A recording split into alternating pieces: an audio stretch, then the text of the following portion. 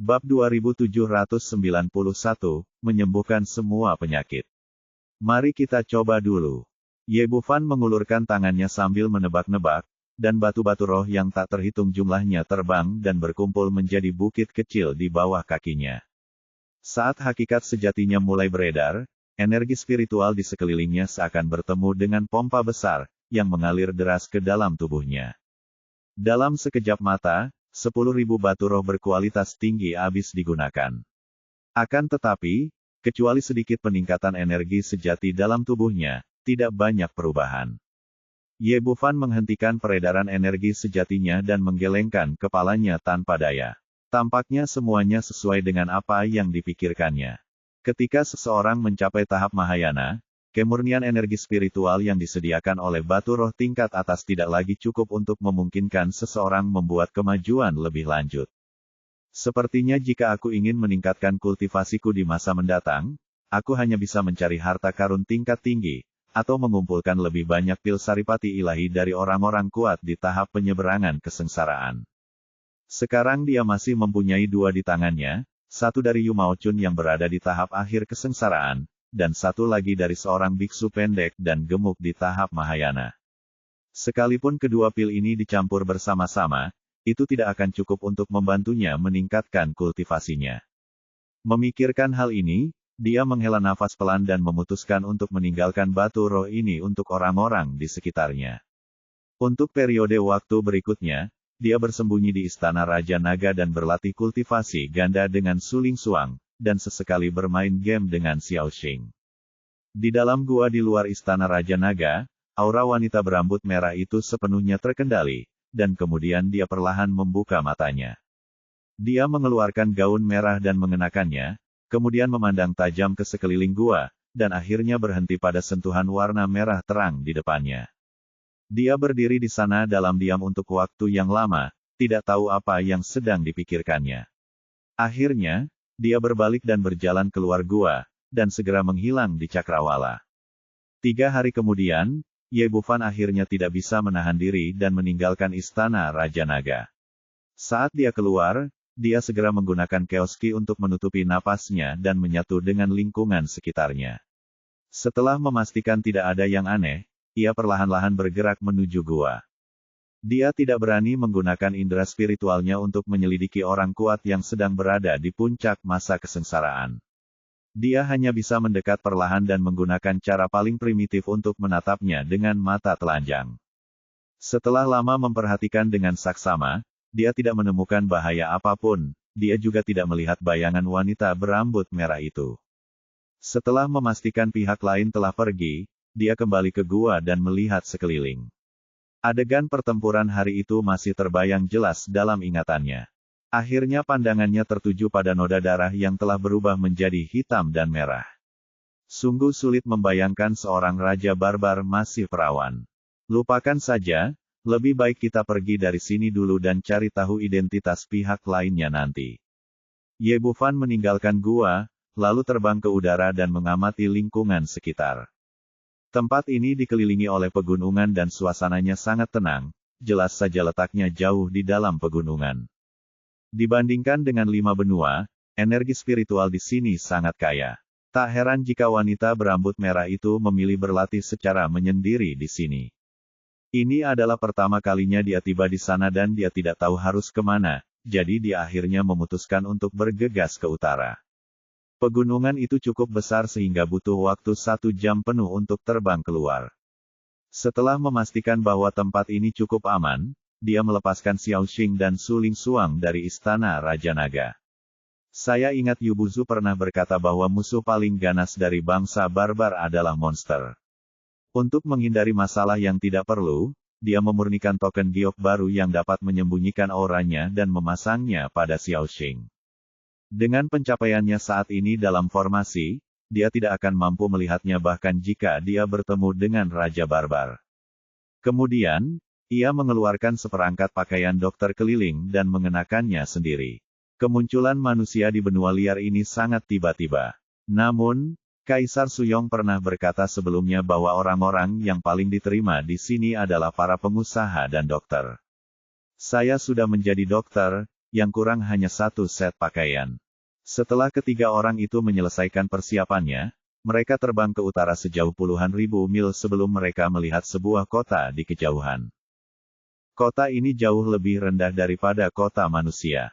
Lebih tepatnya, ia dibangun dengan batu dan terlihat berantakan. Ketika kami tiba di gerbang kota, kami melihat selusin prajurit barbar bertubuh tinggi berjaga di sana. Karena semua orang ini adalah orang barbar tingkat rendah, mereka semua terlihat sangat ganas dan jelek. Xiao Xing terbiasa melihat monster dan binatang buas, jadi dia tidak terlalu peduli dengan orang-orang ini.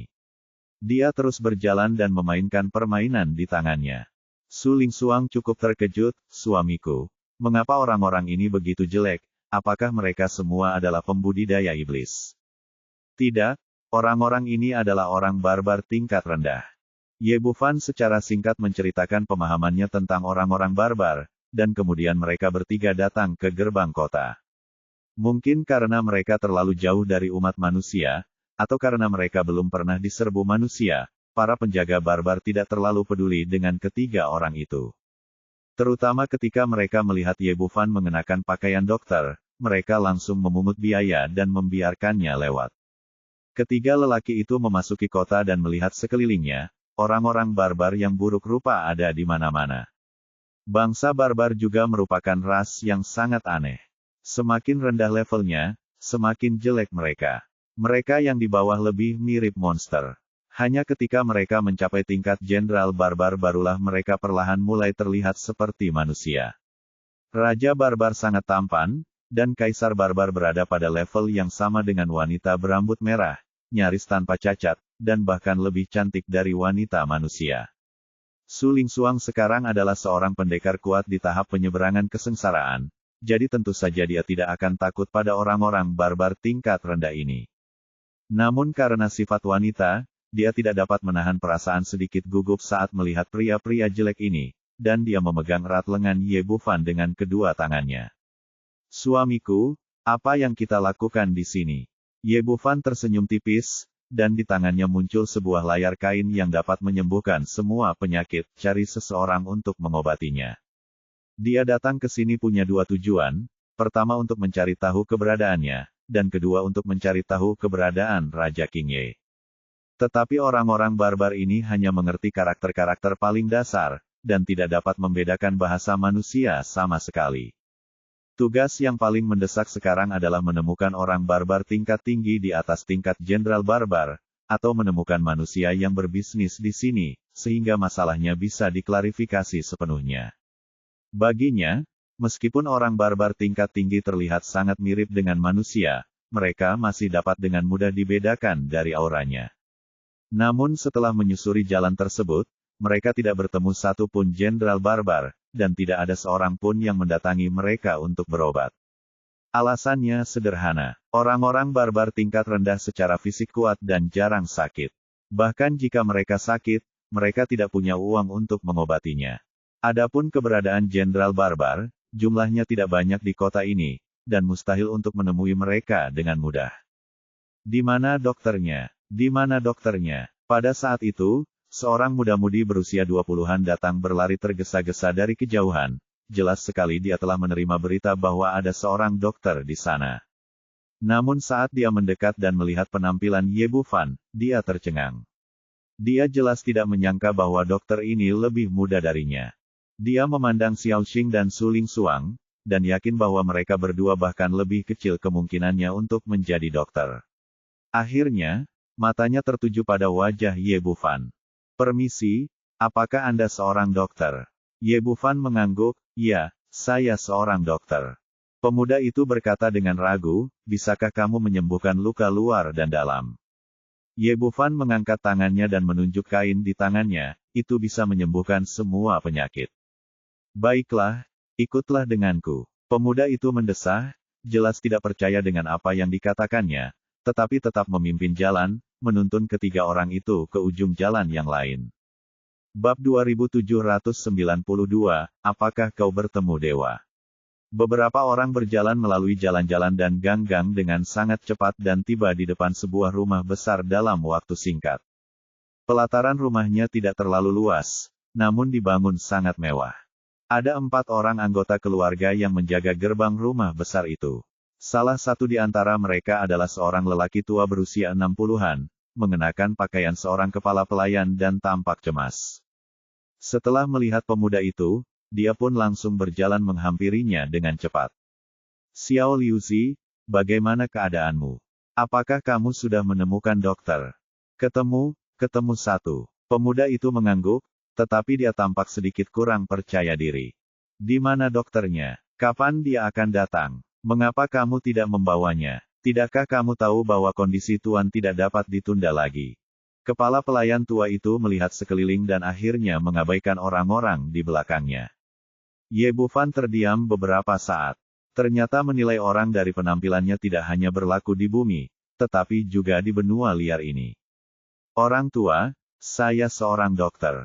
Anda seorang dokter. Kepala pelayan tua itu tampak tidak percaya, lalu menoleh dan menatap Xiao Liuzi dengan tajam.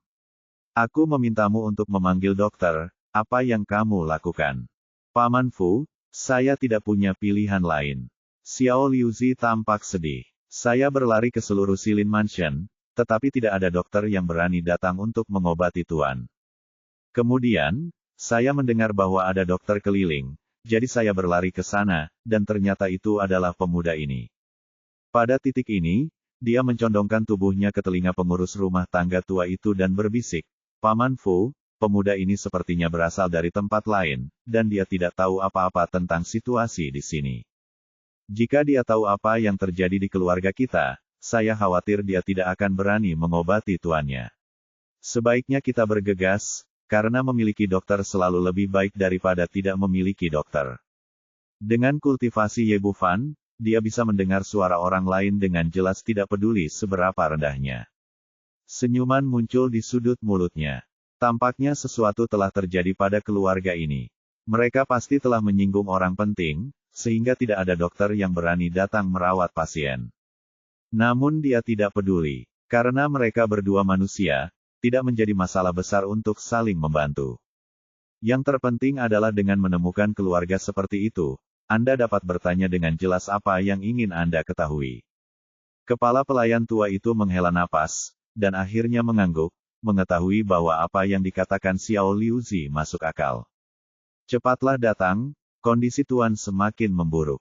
Setelah berkata demikian, dia memimpin jalan, menuntun beberapa orang masuk ke pintu, dan akhirnya sampai di sebuah kamar tidur. Ye Bufan masuk, hanya melihat seorang lelaki tua terbaring di tempat tidur di seberangnya. Dia berlumuran darah, dadanya koyak, dan kaki kirinya tidak berbentuk sama sekali. Pada saat ini, wajahnya pucat dan dia hampir tidak bernapas, dan jelaslah bahwa dia berada dalam situasi yang sangat berbahaya. Berdiri di ujung tempat tidur adalah seorang gadis muda berusia sekitar 17 atau 18 tahun, matanya merah dan bengkak, menangis tanpa henti. Setelah kepala pelayan tua memasuki ruangan, dia menghela napas lagi dan berbalik menatap Ye Bufan. Dokter muda, dapatkah Anda melihat apakah penyakit tuanku dapat disembuhkan?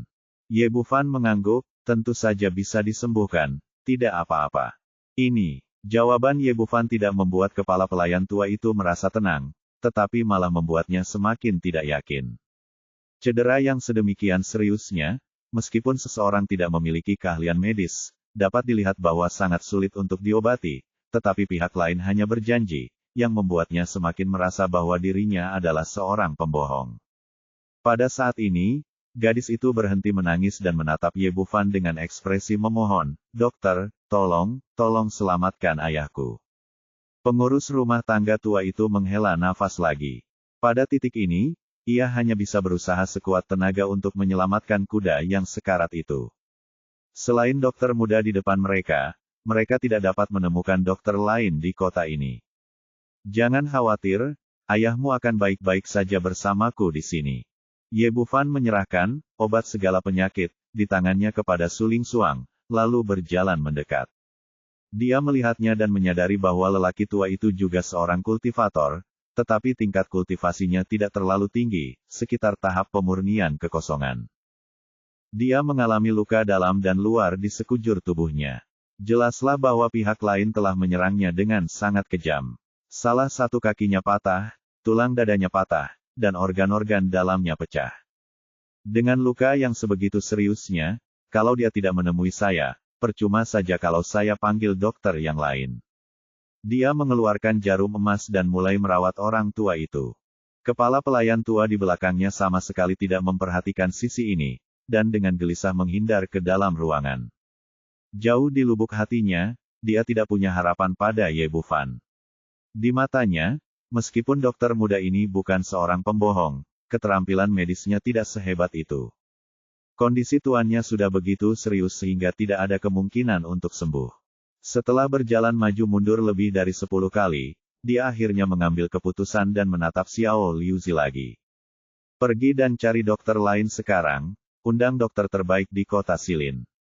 Kami bisa menawar dengan harga tinggi, 10 kali lipat, 20 kali lipat, atau bahkan 100 kali lipat. Kami akan menyelamatkan nyawa tuan bahkan jika itu berarti kehilangan semua yang kami miliki.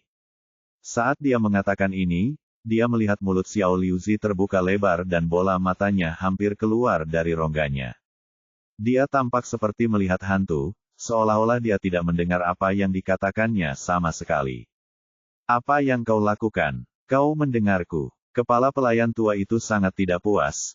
Tetapi kemudian dia melihat bahwa wanita tertua di sebelahnya juga tercengang, seolah-olah dia telah melihat sesuatu yang tidak dapat dipercaya. Apa yang sedang terjadi? Dia segera berbalik dan melihat ke arah kedua lelaki itu memandang. Tiba-tiba, dia merasa seperti tersambar petir dan berdiri tercengang. Orang tua yang pingsan di tempat tidur telah bangun. Pucat di wajahnya telah hilang sepenuhnya, digantikan oleh rona merah yang sehat.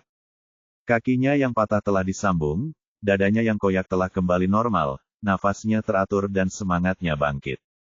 Jika bukan karena darah di tubuhnya, Anda tidak akan tahu dia terluka. Apa yang terjadi? Apakah aku bertemu dengan dewa? Kepala pelayan tua itu berdiri di sana dengan bingung. Itulah satu-satunya pikiran yang ada dalam benaknya. Bukan hanya orang-orang di sekitar mereka, bahkan lelaki tua yang duduk di tempat tidur pun memperlihatkan ekspresi tidak percaya di wajahnya. Dia menyentuh dadanya dan menggerakkan kakinya yang terluka, namun dia tidak merasakan sakit sama sekali, seolah-olah dia tidak pernah terluka. Orang tua itu menatap orang-orang di depannya dengan heran, apa yang terjadi? Apakah aku sedang bermimpi? Ini bukan mimpi, Ayah. Ayah tidak sedang bermimpi. Ayah baik-baik saja. Baru pada saat inilah putri sulung di sebelahnya terbangun dari mimpinya dan kembali menangis terseduh-seduh, tetapi kali ini ia bukan menangis karena sedih, melainkan karena bahagia. Guru, hebat sekali. Luka Anda akhirnya sembuh. Dokter muda ajaib inilah yang menyelamatkan Anda. Kami benar-benar bertemu dengan dokter ajaib. Kepala pelayan tua itu kembali sadar dengan kegembiraan di wajahnya. Setelah selesai berbicara, dia berlutut di depan Ye Bufan dan bersujud terus-menerus. Dokter ajaib kecil, saya ingin mengucapkan terima kasih karena telah menyelamatkan hidup saya. Xiao Liuzi juga berlutut di tanah di belakangnya. Orang tua itu turun dari tempat tidur dan menarik putrinya untuk berlutut guna mengungkapkan rasa terima kasihnya, tetapi Ye Bufan mengangkat tangannya untuk menghentikannya. Baiklah, saya seorang dokter. Mengobati penyakit bukanlah hal yang sulit. Tidak perlu melakukan hal ini. Nona dokter, terima kasih telah menyelamatkan hidup saya. Orang tua itu merasa sangat berterima kasih dan berkata kepada Xiao Liuzi, cepatlah dapatkan 100 batu roh bermutu tinggi untuk berterima kasih kepada tabib kecil itu atas kebaikanmu yang luar biasa. Lupakan saja, tidak perlu dikenakan biaya untuk konsultasi. Ye Bufan melambaikan tangannya. 100 batu roh pasti merupakan harta yang sangat besar bagi orang biasa, tetapi baginya sekarang, itu hanya setetes air dalam lautan dan tidak layak disebut. Dia menatap lelaki tua di depannya, Pak Tua, Anda hanya perlu menjawab beberapa pertanyaan saya, dan itu akan menjadi biaya konsultasi hari ini. Semua orang di ruangan itu tertegun sejenak. Permintaan Ye Bufan jelas di luar dugaan mereka.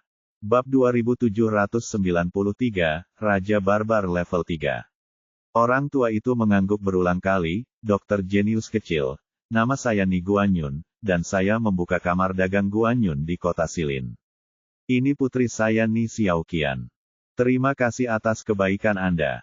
Jika Anda memiliki pertanyaan, jangan ragu untuk bertanya. Selama saya tahu, saya akan memberitahu Anda semuanya. Ye Bufan bertanya, di mana ini? Begitu Ye Bufan mengajukan pertanyaan itu, semua orang di keluarga Ni menjadi bingung. Aku tidak mengerti apa yang dipikirkan dokter ajaib kecil di hadapanku. Dia lebih suka tidak memiliki 100 batu roh kelas atas tetapi malah mengajukan pertanyaan seperti itu. Ni Guanyun tertegun sejenak, lalu berkata dengan hormat, dokter kecil, apakah kamu tidak tahu bahwa ini adalah Silin Mansion? Apa itu Silin Mansion? Ini jelas bukan jawaban yang diinginkan Ye Bufan. Dia bertanya lagi, lebih spesifiknya, yurisdiksinya apa? Benua mana yang termasuk? Ni Guanyun berkata, ini adalah benua Savage, dan istana Silin berada di bawah yurisdiksi suku Qingye. Mendengar bahwa ini benar-benar benua Savage yang dicarinya, hati Ye Bufan pun gembira. Lalu setelah mendengar nama suku Qingye, ia bertanya lagi, apa hubungan antara suku Qingye dan Raja Qingye? Setelah mendengar pertanyaannya, keluarga Ni mengerti bahwa dokter kecil di hadapan mereka pasti bukan berasal dari benua Savage, dan mungkin dia datang ke sini dari suatu tempat. Ni Guanyun menjawab lagi, benua Savage adalah milik Lord Savage, dan terbagi menjadi 8 suku utama, yaitu Qingye, Lantian, Jewan, Tianji, Xuanchan, Jinsu, Langhuan, dan Guiyuan. Setiap suku memiliki seorang raja, dan suku Qingye secara alami berada di bawah yurisdiksi Raja Qingye. Bagus sekali, akhirnya aku bisa bertemu Raja Qingye dan ibunya. Setelah melalui banyak liku-liku, dia akhirnya sampai di sini, dan dengan berita tentang Raja Qingye, Ye Bufan sangat gembira. Mengambil napas dalam-dalam untuk menekan kegembiraan di hatinya, dia bertanya lagi, orang tua, di mana Raja Qingye sekarang? Apakah kamu memiliki peta benua Savage? Raja Qingye ada di kota Raja Qingye, tetapi aku tidak punya petanya. Ni Guanyun berkata, peta benua Savage sangatlah berharga. Bahkan jika ada, peta itu berada di tangan keluarga kerajaan, dan orang lain tidak dapat melihatnya sama sekali. Di era ini, peta jelas merupakan sumber daya yang strategis, dan Ye Bufan tidak terkejut dengan hasil ini. Orang tua, seberapa jauh kota kerajaan Qingye dari sini? Apakah kamu tahu cara menuju ke sana? Rumah Silin berjarak 100.000 mil dari kota kerajaan Qingye. Meskipun aku tidak punya peta, aku sangat jelas tentang rutenya. Ni Guanyun baru saja mengatakan ini ketika tiba-tiba terdengar suara keras dari luar gerbang, diikuti oleh suara arogan yang bergema di udara. Apakah orang tua Ni sudah mati? Sekarang mari kita lihat siapa yang berani menghentikanku. Hahaha.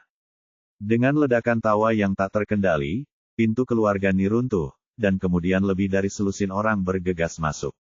Pemimpinnya adalah seorang pemuda jangkung yang penampilannya tidak jauh berbeda dari manusia. Dia sebenarnya adalah Raja Barbar level 3. Mendengar keributan di depan, ekspresi Ni Guanyun di dalam ruangan berubah drastis. Oh tidak, dokter jenius kecil, cepat lompat keluar jendela di belakang. Ye Bufan telah membuat tebakan kasar berdasarkan pengalamannya yang kaya. Orang yang datang seharusnya adalah orang yang melukai Ni Guanyun. Dia tersenyum tipis dan tidak menunjukkan niat untuk pergi. Orang tua, siapa yang datang? Apakah mereka memukulmu? Dia adalah tuan muda dari Silin Mansion, Bulu Huan, seorang raja barbar tingkat ketiga. Kita tidak boleh menyinggung perasaannya. Dokter kecil, kau harus segera pergi. Ni Guanyun sangat cemas, dan kau harus membawa kedua gadis ini bersamamu. Pria itu penuh nafsu, akan merepotkan jika kita melihatnya. Jangan khawatir, orang tua, dia hanya raja barbar tingkat 3. Tidak ada apa-apanya. Ye Bufan berpikir bahwa lelaki tua itu memiliki karakter yang baik, dan sebagai sesama manusia, dia memutuskan untuk membantunya. Ni Guanyun tidak tahu semua ini. Dia sama sekali tidak dapat melihat tingkat kultivasi Ye Bufan, dan bahkan tidak dapat mengetahui bahwa dia adalah seorang pejuang. Dia begitu cemas hingga dia menghentakkan kakinya dan memukul dadanya. Dokter kecil, cepatlah pergi. Orang itu orang yang kejam dan tidak masuk akal. Jika kamu tidak pergi sekarang, kamu tidak akan bisa pergi. Saya tidak bisa pergi lagi. Begitu kata-kata itu terucap, pintu ditendang hingga berkeping-keping dengan keras, lalu Bruhuan dan anak buahnya masuk. Apa yang akan kalian lakukan? Ni Guanyun meraung, lalu menghalangi Ye Bufan dan yang lainnya di belakangnya. Oh, kau orang tua abadi, kau pulih dengan cepat. Sepertinya aku terlalu lunak padamu terakhir kali. Bruhuan mengangkat hidungnya ke langit, dagunya tinggi, dan wajahnya penuh kesombongan. Kudengar kau mengundang seorang dokter untuk memeriksa pasien. Sepertinya itu benar. Siapa yang berani menentang perintahku dan mengobati orang tua ini? Berdiri. Setelah berkata demikian, dia menatap tajam ke sekeliling ruangan, melewati Ye Bufan, dan akhirnya tatapannya langsung tertuju pada Xiao Xing dan Suling Suang. Ni Guanyun menggerakkan kakinya untuk menghalangi pandangan Buluhuan. Kamu terlambat, dokter yang merawatku sudah pergi. Hilang. Kurasa kedua gadis ini mirip dokter. Buluhuan menatap Xiao Xing dan Suling Suang, lalu tertawa cabul. Ayo, kembali bersama tuan ini dan periksa tubuhmu secara menyeluruh.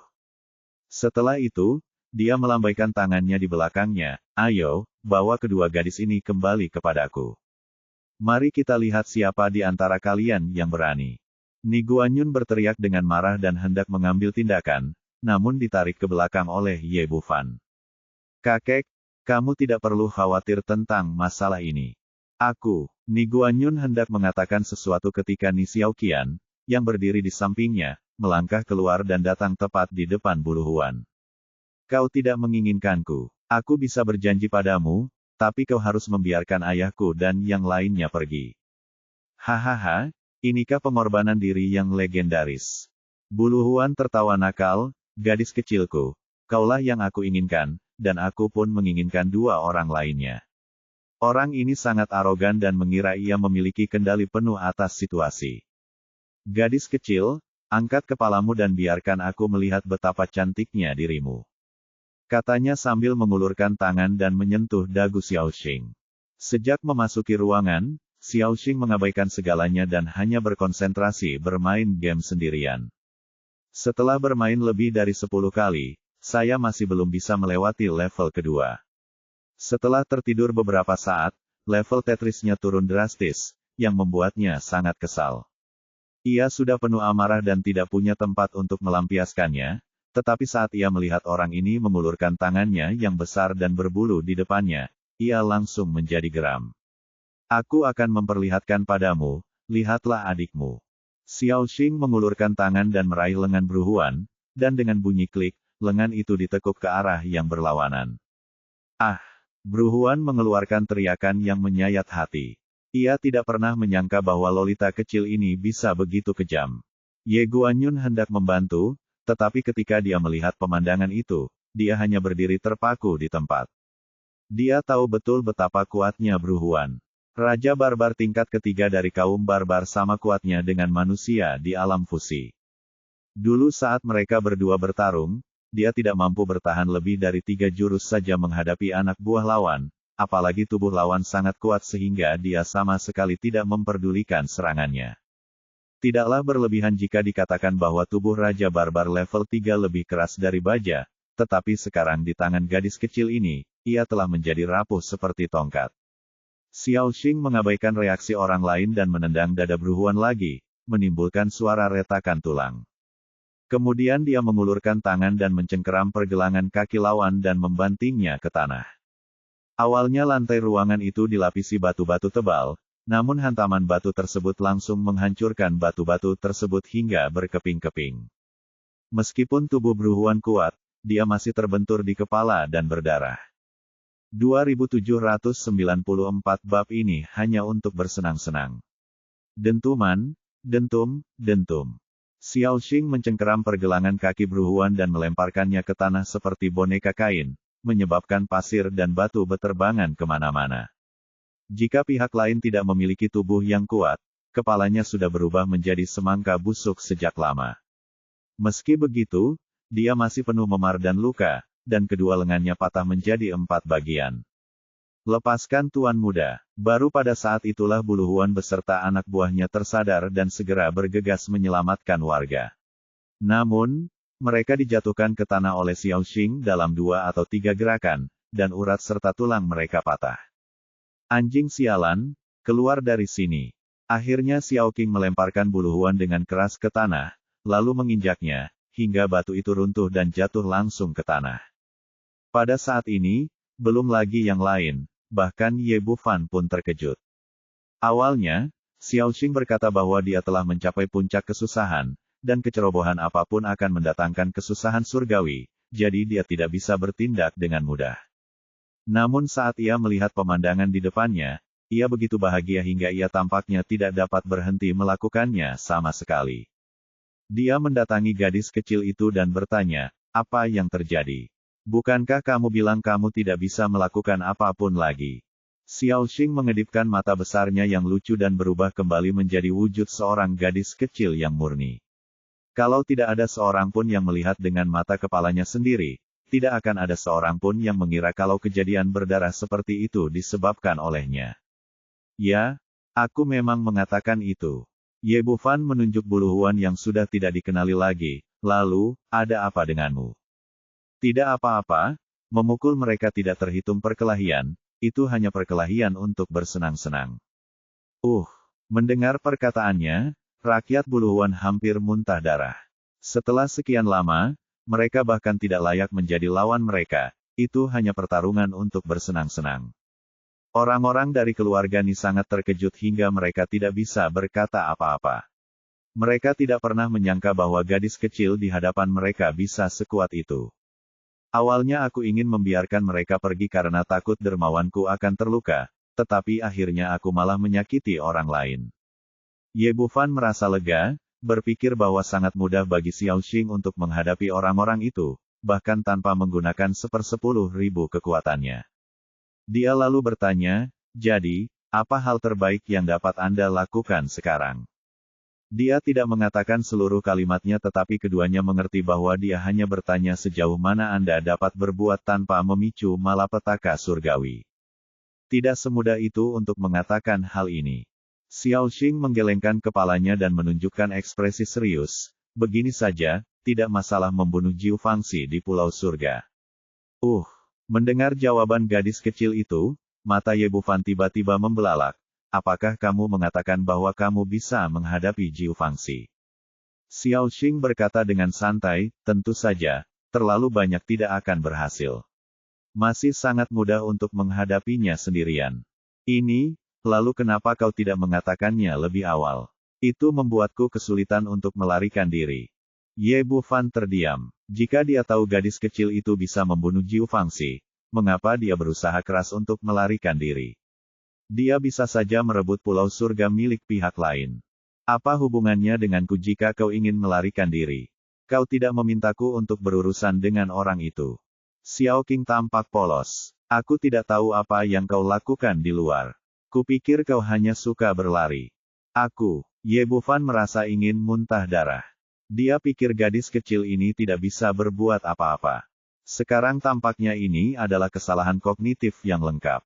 Selama wujud aslinya belum terungkap dan kekuatan yang sebanding dengan seseorang di puncak kesengsaraan tidak dikerahkan, kesengsaraan surgawi tidak akan dipicu. Sudah terlambat untuk mengatakan apapun sekarang, untungnya Void Stone mengirim mereka ke benua Savage. Bulu Huan diinjak ke tanah. Ia merasa sangat tertekan ketika melihat dua lelaki itu berbicara tak henti-hentinya sambil menginjak-injaknya. Dia berjuang untuk meludahkan kotoran di mulutnya. "Dasar bajingan, aku tidak peduli siapa kalian, biarkan aku pergi dengan cepat, kalau tidak, kalian tidak akan pernah bisa keluar dari Silin Mansion." "Kamu sangat tangguh saat berbicara." Ye Bufan berjongkok, menatapnya dan tersenyum tipis. "Aku memberimu kesempatan lagi. Bisakah kamu berbicara dengan baik?" Bulu Huan berteriak, "Wah, tahukah kau siapa aku? Ayahku adalah penguasa Silin Mansion. Sepertinya kau belum cukup bersenang-senang." Ye Bufan berdiri dengan gembira, "Xiao Qing, bermainlah dengannya sebentar. Aku tahu, saudara Ye." Xiao Qing pun setuju dan kembali mencengkeram pergelangan kaki Bulu Huan, disusul dengan suara bang bang bang. Hanya dalam beberapa tarikan napas, seluruh tubuh orang itu berlumuran darah. Anak buahnya merasakan kulit kepala mereka kesemutan tetapi mereka tidak berani melangkah maju untuk menghentikannya. Mereka hanya tergeletak di tanah dan berpura-pura mati.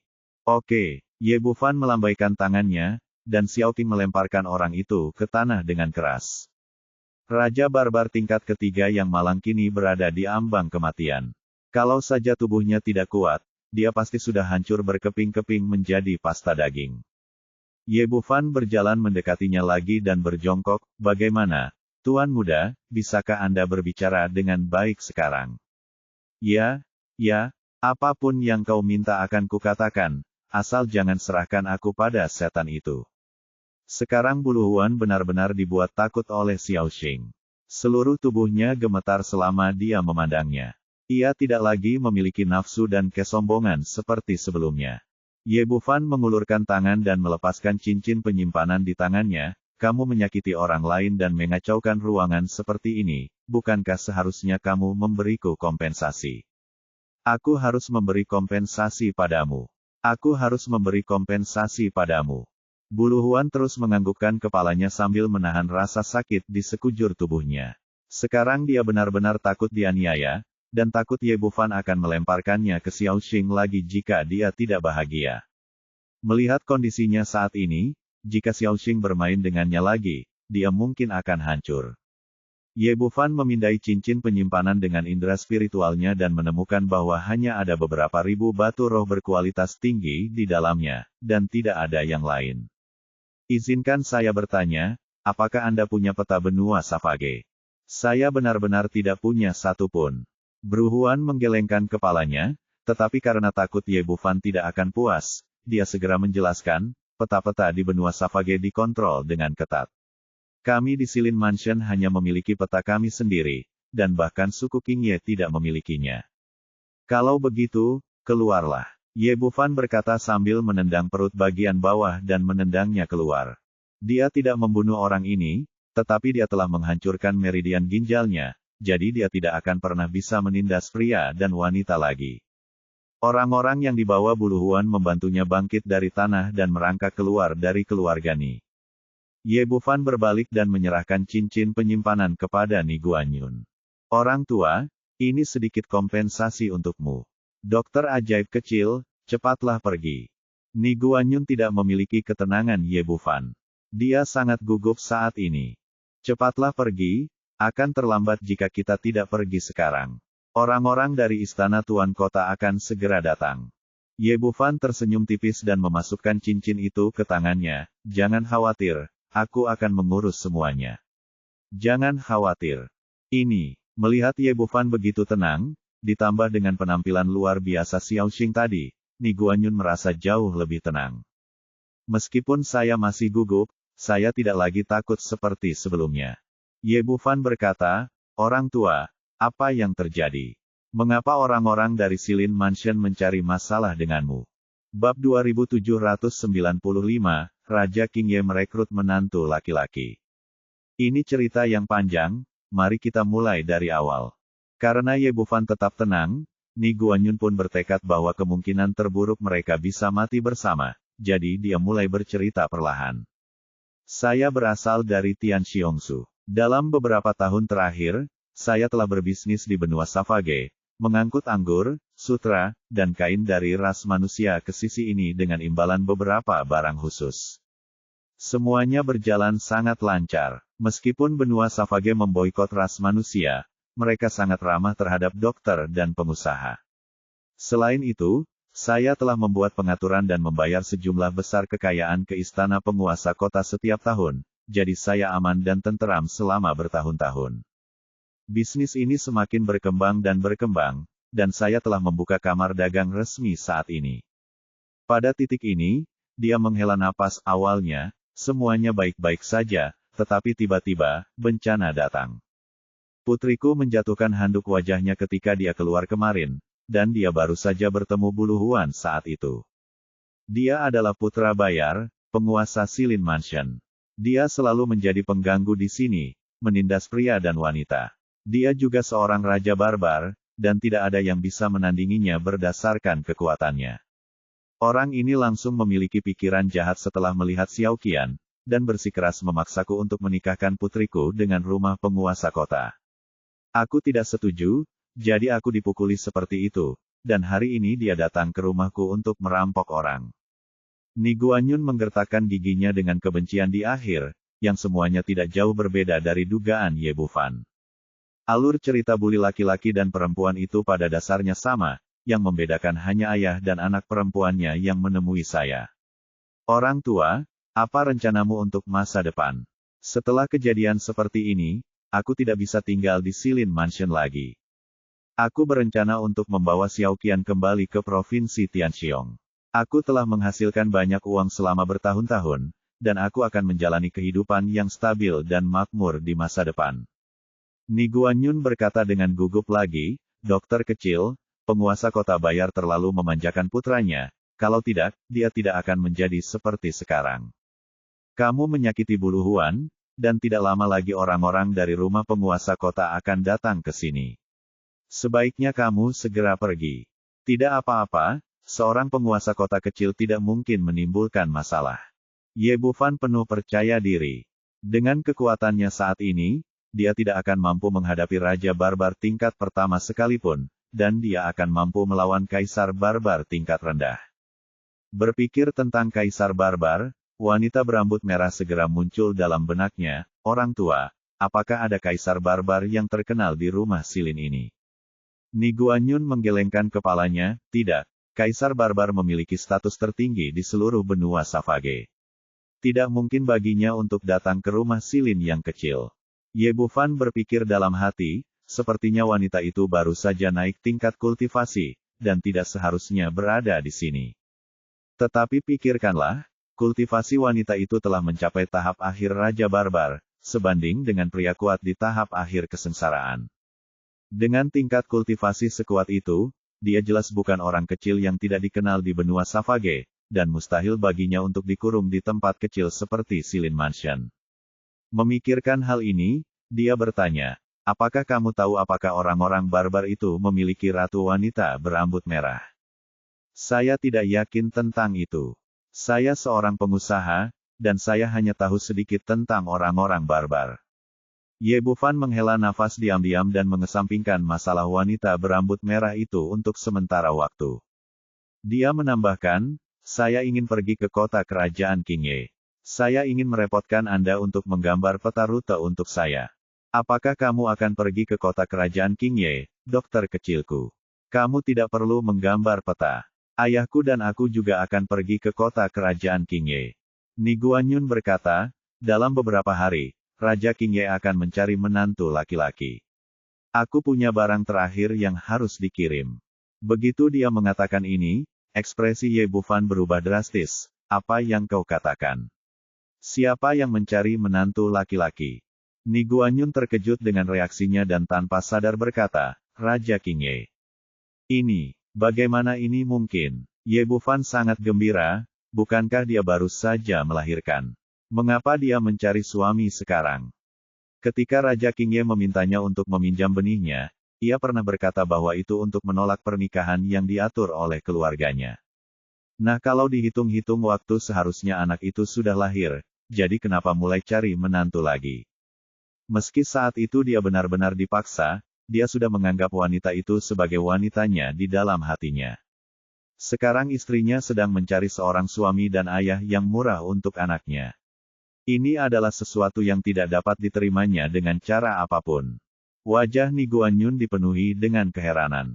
Dia tidak mengerti mengapa dokter muda jenius itu memiliki reaksi sebesar itu terhadap pencarian Raja Qingye untuk mencari menantu. Yah, aku juga tidak tahu. Kamar dagang Guanyun milikku sangat kecil, dan kami kebanyakan bepergian dari Tianxiongzu ke prefektur Silin. Aku hanya pernah ke kota Raja Qingye satu kali. Kali ini, karena Raja Qingye sedang mencari menantu, dan ada permintaan besar untuk anggur dan barang-barang lainnya, jadi aku datang ke sini untuk memesan. Aku tidak tahu banyak tentang situasi spesifik di sana. Orang tua itu mengatakan kebenaran. Pada era ini, komunikasi belum berkembang pesat dibandingkan di bumi, dan semua ilmu pengetahuan dan pengalaman pada dasarnya dipelajari sendiri.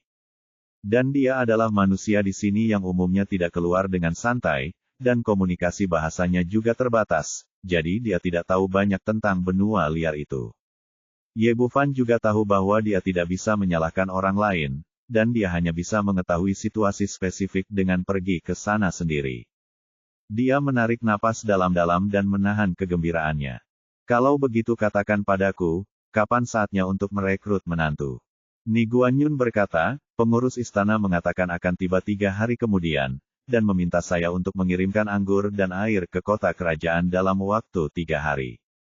Jika bukan karena kejadian ini, saya pasti sudah berangkat sekarang. Apakah masih ada 3 hari tersisa? Ye Bufan akhirnya melepaskan kekhawatiran di hatinya. Silin Mansion berjarak 100.000 mil dari kota kerajaan Qingye. Dengan kecepatannya saat ini, jika dia bergegas, dia bisa sampai di sana dalam 1 hari. Jadi 3 hari sudah cukup.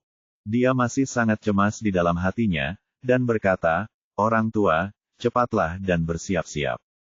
Kita berangkat sekarang, lebih cepat lebih baik. Ni Guanyun berkata, tidak ada yang perlu dipersiapkan. Kita berangkat sekarang. Dia telah menyiapkan barang-barang yang dipesan oleh Raja Qingye di cincin penyimpanannya, dan dia hanya perlu membawa putrinya pergi bersamanya. Dia mengeluarkan sejumlah uang untuk membubarkan semua orang di istana, dan dia dan Ye Bufan bersiap untuk pergi. Pada saat ini, terdengar suara keras di luar, diikuti oleh beberapa ledakan keras, dan tembok rumah keluarga Ni runtuh, dan ratusan tentara barbar bergegas masuk dari luar. Orang-orang ini mengenakan baju besi dan memegang senjata, dan mereka tampak seperti pembunuh.